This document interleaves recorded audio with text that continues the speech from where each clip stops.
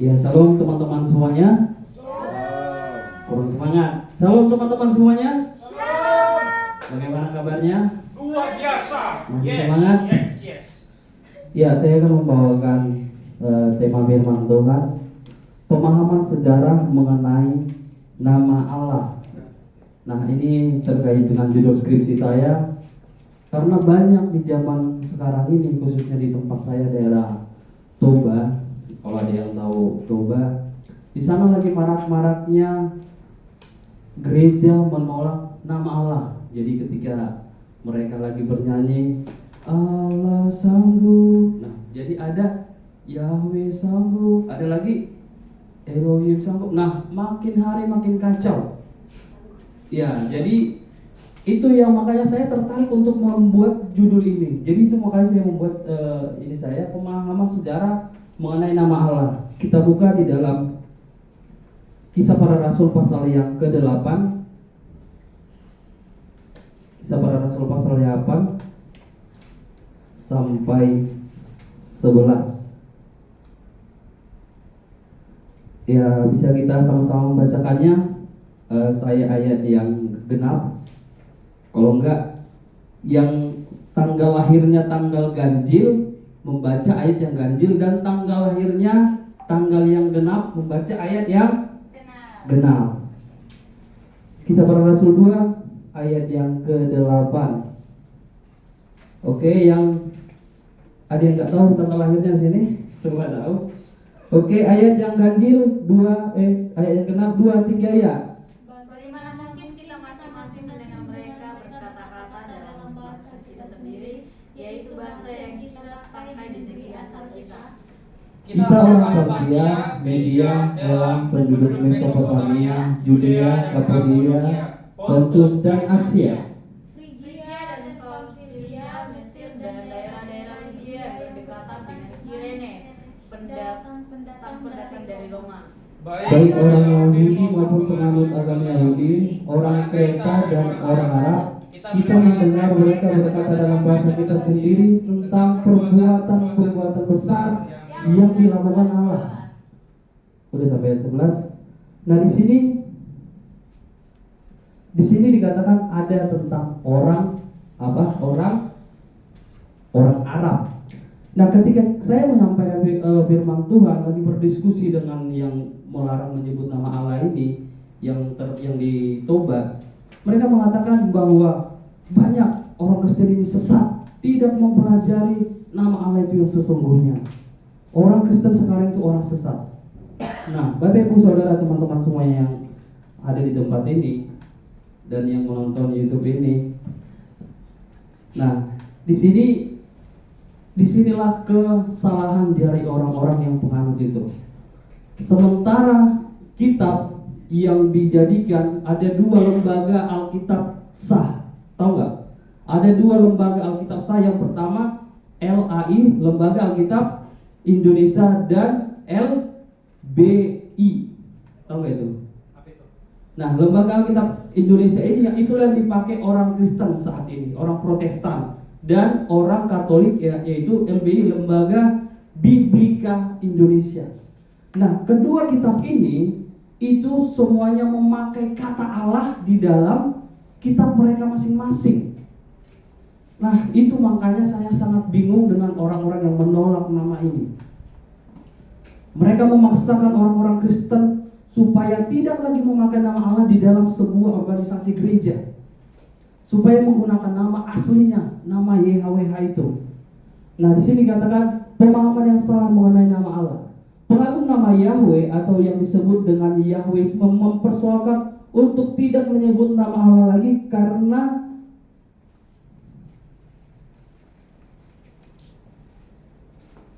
itu bukan nama Allah orang Ibrani dan orang Kristen. Nah, mereka memaksakan setiap gereja jangan lagi. Makanya di tahun 2008 kalau kita ingat, LAI itu dituntut oleh orang-orang yang memaksakan untuk tidak menyebut nama Allah itu. Jadi di meja hijaukan LAI. Kalau kita ikutin YouTube-nya ya, LAI itu di meja hijaukan. Nah, mereka itu memaksakan untuk tidak lagi memakai nama Allah. Nama Allah itu bukan nama orang Kristen, bukan nama orang Ibrani. Tapi nama Allah itu namanya orang Muslim, mereka sebut begitu. Allah kita dengan orang Muslim itu berbeda. Nah, itu mereka memaksakan dengan pemikiran mereka. Nah, jadi itu saya mengatakan bahwa mereka itu kurang belajar, kurang memahami apa yang mereka lagi perdebatkan. Oke, selanjutnya menurut Herlianto, anggapan yang ditulis dalam traktat. Jadi traktat ini saya nulis di sini. Traktat itu adalah tulisan atau karya sastra yang membahas topik secara mendalam. Jadi traktat itu tulisan. Jadi mereka sudah benar-benar menggali apa itu makna dari sebuah tulisan. Jadi menurut Herlianto, anggapan yang ditulis dalam traktat, nama Allah yang sebenarnya adalah nama dewa bangsa Arab, baik sebagai dewa air atau sebagai dewa bulan atau dewa lain. Nah, teman-teman Bapak Ibu Saudara semuanya, jauh sebelum agama Muslim, agama tetangga kita, 600 tahun mereka muncul, orang Kristen sudah memakai nama Allah itu. Nah, ketika Yesus pun bersama dengan murid-muridnya mengajar kepada orang-orang Yahudi, Yesus memakai bahasa Yunani juga kepada orang-orang Yunani. Yesus tidak pernah mempersoalkan tentang kurios dan theos. Bisa dong Yesus mengatakan kepada mereka, itu bukan nama Allah yang benar. Yang benar itu adalah YHWH. Bisa dong Yesus berkata seperti itu. Bisa dong Yesus tersinggung. Tapi Yesus sendiri tidak pernah mempersoalkan hal itu. Dia mengajar kepada orang-orang Yahudi. Dia mengajar kepada orang-orang non-Yahudi, orang-orang Yunani, orang-orang Roma. Nah, itu makanya nama Allah itu sebenarnya adalah nama dewa bangsa Arab. Jadi kalau ada orang yang mengatakan nama Allah itu adalah nama orang Muslim, bukan. Sebelum Muslim, agama Muslim pun ada yang namanya nama Allah ini udah ada sebelum agama itu ditemukan. Nanti nggak saya. Agama Muslim belum ditemukan itu, nama Allah itu sudah ada, baik sebagai dewa air. Jadi mereka itu menyebutnya dewa air, atau sebagai dewa bulan atau dewa lain. Oke, selanjutnya. Beberapa buku dari zaman jahiliyah seperti Allah adalah nama dewa bangsa Arab yang mengairi bumi, Allah adalah nama dewa yang disembah penduduk Mekah, Allah adalah nama yang disebut-sebut Quraisy, bangsa Arab bersama dengan Al-Ata, Al-Uja. Jadi Al-Ata dan Al-Uja ini adalah suami istri menurut dewa-dewa mereka. Jadi jauh sebelum nama itu diklaim oleh orang-orang Muslim sebagai nama Tuhan mereka, itu sudah ada di zamannya Al-Ata dan Al-Ujaini. Oke, selanjutnya. Nah, studi bertahun-tahun dan inskripsi di batu-batu menunjukkan bahwa nama Allah berasal dari Babilonia. Nah, jadi hal itu sejarah membuktikan, para peneliti sudah melihat bahwa sebelum agama itu ditemukan sudah ada batu-batu yang menunjukkan nama Allah ini. Jadi nggak boleh dong mereka mengklaim bahwa nama Allah itu adalah nama orang Muslim. Makanya fix salah. Saya mengatakan di dalam skripsi saya bahwa orang yang menyebutkan yang melarang untuk menyebut nama Allah itu, mereka tidak benar-benar mengetahui sejarah. Jadi mereka itu sekolah dari S1 untuk mengambil S2 untuk mendukung apa yang mereka pikirkan, bukan untuk mendukung bagaimana caranya saya mengetahuinya tentang sejarah ini. Jadi mereka itu banyak bersekolah mengambil S2-nya untuk mendukung bahwa nama Allah ini salah gitu. Itu yang mereka sekolahkan. Nah, itulah kesalahannya. Dari studi bertahun-tahun dan skripsi dari batu-batu menunjukkan bahwa nama Allah berasal dari Babilonia, tempat penduduknya menyembah berhala. Allah dewa kelahiran disembah sebagai istrinya Al-Ata, itu yang saya sebutkan tadi, dan dua anaknya perempuan Al-Uja dan Al-Manak, dan menantunya dewa Al-Hubay sejak 5.000 tahun yang lalu. Udah ditemukan itu 5.000 tahun yang lalu. Jadi buat orang-orang yang menyebut bahwa salah menggunakan nama Allah, segeralah bertobat. Bahwa ajaran Anda itu menyesatkan. Ajaran Anda itu salah, benar-benar salah, dan saya mengajak untuk kuliah lagi, belajar lagi untuk mengenai sejarah, supaya supaya semakin pintar. Nah, hal itu udah ditemukan 5.000 tahun yang lalu. Penyembah dewa ini telah pergi ke selatan sampai ke Arab Saudi dan Mekah. Oke, slide selanjutnya. Dalam Keluaran 20 ayat 7 dikatakan, jangan menyebut nama Tuhan Allahmu dengan sembarangan, sebab Tuhan akan memandang orang yang menyebut namanya dengan sembarangan. Nah, jangan menyebut nama Tuhan sembarangan. Jadi orang-orang yang saya nggak sebut lagi ya. Jadi orang-orang yang di tempat saya yang menolak nama Allah ini bingungnya seperti ini, teman-teman. Ada masuk dana ke sebuah gereja itu, mereka dananya dari luar negeri. Ketika diberikan dana ini, tadinya mereka ini tidak bisa menyebut nama Allah, bisa menyebut di dalam penyembahan mereka, di dalam nyanyian mereka bisa menyebut nama Allah.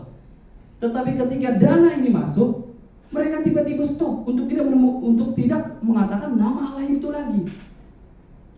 Ketika dana itu sudah stop lagi, mereka bisa menyebutnya. Apa yang terjadi ini? Jadi nama ini gara-gara duit atau memang mereka benar-benar tidak belajar sama sekali? Itu yang perlu kita pertanyakan di dalam iman kekristenan mereka. Itu kesalahan di dalam berpikir mereka. Nah, di dalam Keluaran ini jangan menyebut nama Tuhan Allahmu dengan sembarangan. Kan mereka kan sudah pengagung nama Yahweh, benar loh? Mereka ini sudah pengagung nama Yahweh atau sacred name movement ini. Jadi orang-orang yang tidak menyebut nama itu udah memandang mereka itu si penyebut nama Yahweh itu gara-gara duit mereka menerima ajaran itu. Kita juga memandangnya sudah seperti itu. Jadi kotor nama itu dibuat oleh si pengagung nama itu. Makanya marilah banyaklah belajar. Kalau saya sarankan belajar di Kataros supaya semakin diberkahi, semakin pintar. Karena di sini benar-benar dikupas. Perlu diketahui bahwa Yesus pun tidak pernah menyinggung, ini saya katakan tadi, perlu diketahui bahwa Yesus pun tidak pernah menyinggung atau tersinggung dengan orang-orang Yunani saat itu yang mengganti nama YHWH atau Yahweh dengan sebutan Kurios dan Theos. Yesus pun gak pernah tersinggung, Bapak Ibu Saudara Tuhan. Dia yang Tuhan sekalipun tidak pernah tersinggung. Atau yang bisa dong dia bilang, ini bukan nama Tuhan, ini bukan nama saya, ganti. Salah itu, salah, sesat kamu itu. Yesus gak pernah mengatakan sesat kepada orang-orang Yunani saat itu. Bisa dia sebenarnya berkata, itu bukan nama Tuhan, namanya itu Yahweh atau yang lain Adonai. Tapi Yesus dengan kerendahan hatinya menerima Kurios dan Theos itu. Sehingga kita yang menerima perjanjian baru saat ini dapat mengerti Kurios dan Theos itu berbicara Tuhan, Guru, dan yang lainnya. Dan Yesus tidak akan pernah tersinggung dengan hal itu. Nah, zaman itu Yunani adalah bahasa yang sudah dikenal sangat luas. Jadi bahasa Yunani ini teman-teman semuanya udah dikenal oleh semua bangsa. Jadi bangsa Roma, bangsa Yahudi, orang Aram itu memakai bahasa Yunani. Sudah memakai bahasa Yunani. Oke, slide selanjutnya. Di dalam Yohanes 7 ayat 35, dalam ayat ini ketika Yesus berbicara dengan orang-orang Yahudi, ada perdebatan tentang apakah dia pergi ke tempat-tempat tersebar di orang-orang Yunani, bangsa-bangsa bukan Yahudi. Ini menunjukkan bahwa ada penutur bahasa Yunani yang tertarik pada ajaran Yesus dan kemungkinan menggunakan bahasa Yunani dalam konteks tersebut. Yesus memakai bahasa Yunani. Nah, jadi saya semakin banyak belajar di poin-poin yang saya ambil saat ini bahwa Yesus sebenarnya adalah orang pintar, orang yang intelektualnya pintar. Kenapa? Karena Yesus itu orang Yahudi, dia mengerti bahasa Yahudi, bahasa Arab, bahasa Roma, dan bahasa Yunani. Karena orang-orang Roma saat itu yang menjajah bangsa Yahudi. Nah, dia mengerti bahasa itu. Oke, slide selanjutnya. Oke, tiba saat kesimpulan. Yang sudah lapar bisa tahan dulu laparnya. Kesimpulan, ada baiknya kita belajar mengenal sejarah nama Allah dan tidak membuat jemaat semakin tersesat. Ini dengan keras saya katakan bahwa jangan membuat jemaat semakin tersesat dengan melarang mereka untuk tidak menyebutkan nama Allah. Mulailah belajar lagi, gali lagi Alkitab. Jadi jangan mendengar bahwa ketika ajaran dari sana mengatakan sesat, jangan langsung kita terima. Kita gali dulu, kita gali. Mengapa dikatakan sesat?